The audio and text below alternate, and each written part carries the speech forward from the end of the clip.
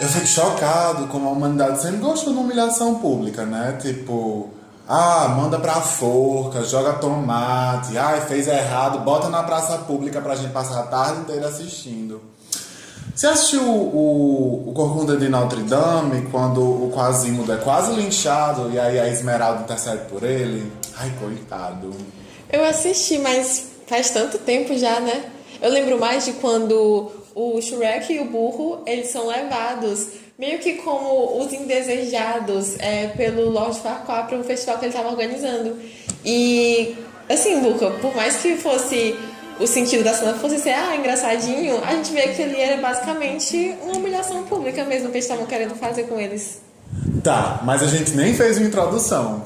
Oi, meu nome é André Bucarini e essa aqui é a Lorena Nantua. E nós somos estudantes de jornalismo na Universidade Federal do Ceará. E agora te convidamos para entender um pouco mais sobre as dinâmicas da humilhação pública e a cultura do cancelamento.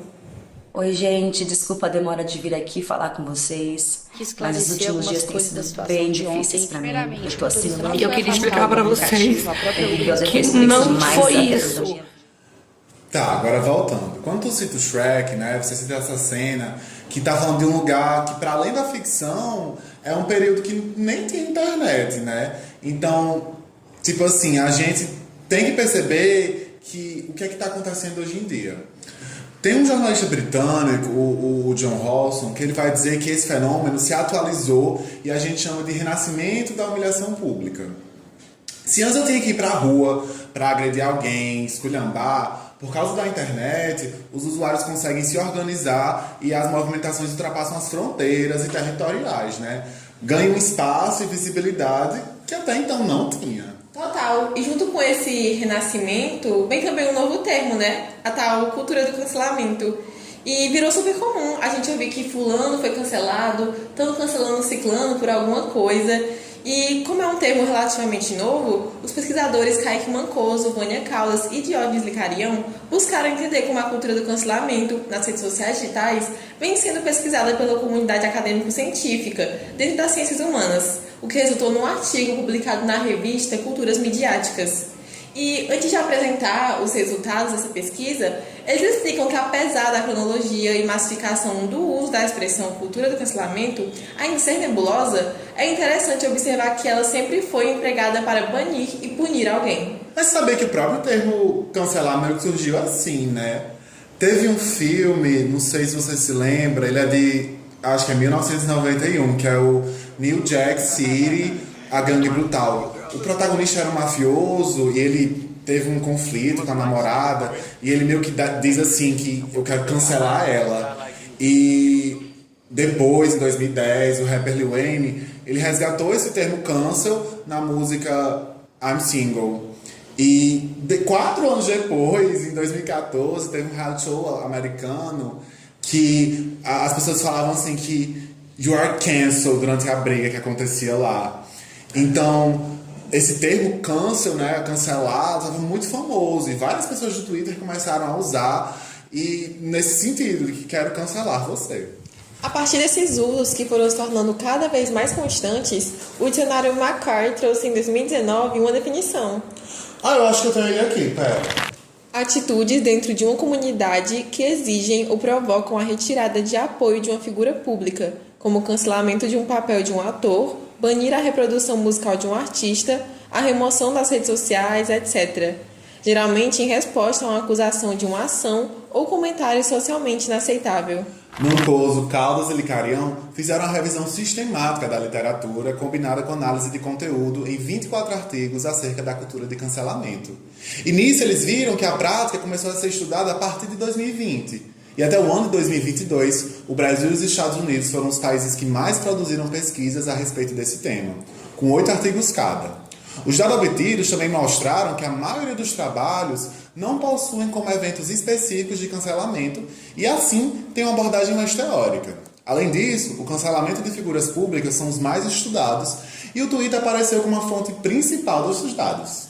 Mesmo não sendo a questão do artigo, os pesquisadores levantaram as principais características da cultura do cancelamento a partir do material que foi analisado.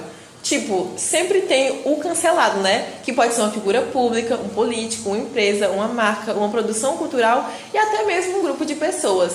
Inclusive, alguns autores, como o Blivik, afirmam que o cancelado também pode ser um indivíduo assim, desconhecido publicamente, ou seja, um cidadão comum.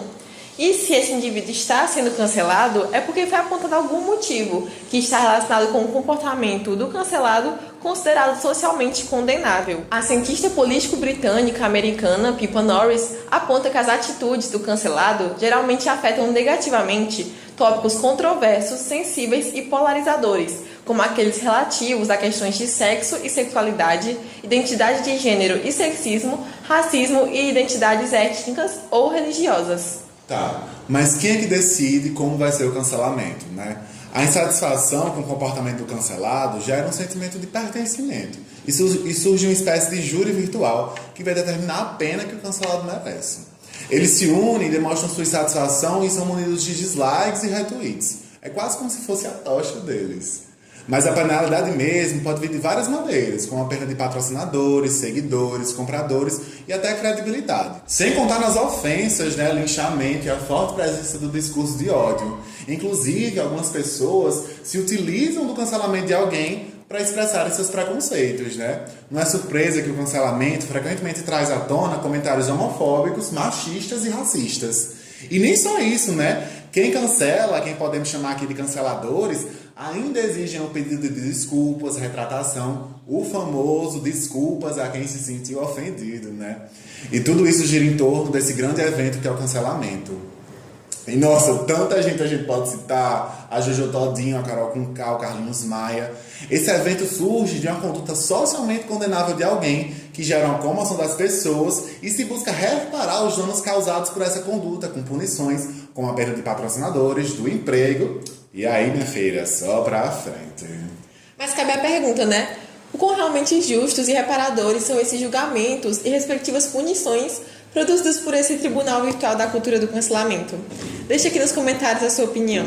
Você acabou de assistir ao vídeo Dinâmicas da Humilhação Pública e a Cultura do Cancelamento, uma produção de André Bucarini e Lorena Nantua para o Instituto Nacional de Ciência e Tecnologia em Disputas e Soberanias Informacionais, o INCT-DSI, com apoio do Grupo Com, da Universidade Federal do Ceará. Essa produção faz parte do projeto de extensão de divulgação científica através das plataformas online. Agradecemos pela atenção e caso tenha gostado, curta, compartilhe essa mensagem adiante. Até a próxima!